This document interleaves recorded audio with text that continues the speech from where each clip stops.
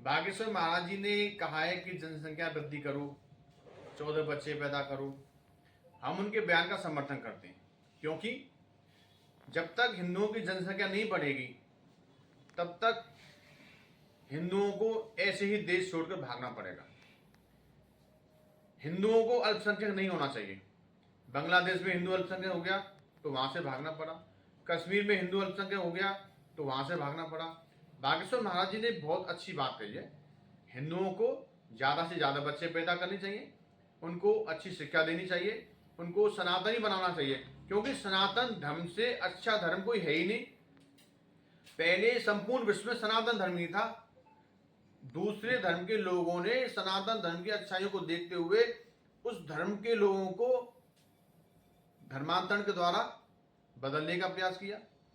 जहां दूसरे धर्म के लोगों की जनसंख्या ज्यादा होती है, वहीं पर हिंदुओं को अल्पसंख्यक बनाने का काम किया जाता है। तो हम सभी, आप सभी को ज्यादा से ज्यादा बच्चे पैदा करने चाहिए, जिससे हमारे बच्चों का भविष्य सुधर सके। नहीं तो एक दिन ऐसा आएगा कि भारत से भी आपको भागना पड़ेगा। जब हिंदू अल्पसंख्यक हो जाएगा तो दूसरे धर्म के लोग हमारे कोठी, हमारे घरों पर, हमारे बंगलों पर कब्जा करेंगे और आपको भगा देंगे, जिस प्रकार कश्मीर और बांग्लादेश से भागना पड़ा। इसलिए धीरेन्द्र सिंह शास्त्री जी ने जो भी कहा है हिंदुओं के लिए बहुत ही उत्तम बात है, हमारे सनातन धर्म के लिए बहुत अच्छी बात कही है। बागेश्वर महाराज ने कहा है कि हिंदुओं को अपनी जनसंख्या बढ़ानी चाहिए। मैं उसका समर्थन करता हूँ। उसका कारण ये है कि विश्व में जब जब हिंदू जहाँ जहाँ कम हुआ है वहाँ पे जो है आतंकवाद, भुखमरी और अनेकों तरह के अत्याचार पैदा होते हैं। हिंदुओं का बढ़ना हिंदुस्तान के लिए नहीं, पूरे विश्व के लिए जरूरी है, क्योंकि अगर विश्व में सनातन धर्म जो हमारा है उसी से ही विश्व का कल्याण होगा। कोई धर्म, सारे धर्म अपने कल्याण की बात करते हैं, एक सनातन धर्म ही है और पहला धर्म है इस धरती का, भूभाग का पहला धर्म है जो पूरे विश्व में व्याप्त था। परंतु बुराई ने अपना प्रभाव बढ़ाते हुए अन्य धर्मों ने उस पर आक्रमण कर दिया है।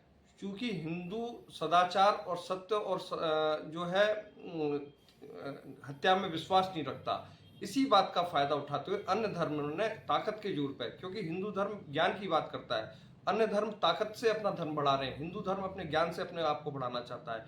तो निश्चित तौर पर कोई बुराई कुछ समय के लिए दिख रही है बढ़ी हुई, परंतु विश्व में अगर हिंदू नहीं बचा, सनातन धर्म नहीं बचा तो विश्व नहीं बचेगा, ये बात तय मान लीजिए। और हम इसीलिए हिंदुओं की संख्या के, हिंदुओं से मतलब हिंदू शरीर से नहीं है, हिंदू अवधारणा से है, विचार से है, संस्कृति से है। इसलिए हिंदू की विचार, संस्कृति, अवधारणा को पूरे विश्व में विश्वव्यापी बनाना होगा। और हम अपील भी करते हैं जो हमारे अन्य धर्म के लोग हैं, हिंदू सनातन धर्म को अपनाएं और इनकी संख्या जनसंख्या के द्वारा या कन्वर्जन, धर्मांतरण के द्वारा इसको वृद्धि करें, जिससे विश्व का कल्याण हो। बागेश्वर सरकार ने कह दिया भारत की जनता को कि मैं तो 14 बच्चे पैदा करेंगे। अब ये जो संदेश इसलिए दिया गया है कि अखंड भारत बनाना है, तो अब हमें सेना भी चाहिए, हर घर में सैनिक पैदा हो, इसके 14 नहीं 28 पैदा करो। पर इसके साथ साथ मेरा एक और कहना है कि अब बच्चों को सीखना पड़ेगा, राम कृष्ण तुम खुद बनो, तजो पंथ की आस, दुनिया रवि ढूंढन चई, तुम रहे पंथ के दास। अब हमें सनातन को एक करते हुए चारों वर्णों के बच्चे राम कृष्ण की भूमिका पर आकर ये देश में ऐसा प्रयास करेंगे कि हर घर में राम कृष्ण दिखाई देंगे। ऐसे प्रयास भी हम जारी करेंगे। जय हिंद, जय भारत। बागेश्वर सरकार ने कह दिया भारत की जनता को कि मैं तो 14 बच्चे पैदा करेंगे। अब मैं गुंजन शर्मा, मथुरा श्री कृष्ण जन्मभूमि संघर्ष न्यास से जिला अध्यक्ष, आज सभी सनातनी भाई बहनों से ये अनुरोध करना चाहती हूँ कि हिंदुत्व में वो अपना जितना भी सहयोग कर सकते हैं उसमें वो उस सहयोग को दें। जैसे कि हमारे हिंदुत्व में हम जान रहे हैं कि हिंदुओं की जनसंख्या दिन ब दिन कम होती जा रही है और इससे हमारे पढ़े लिखे होने का कोई सबूत नहीं होता।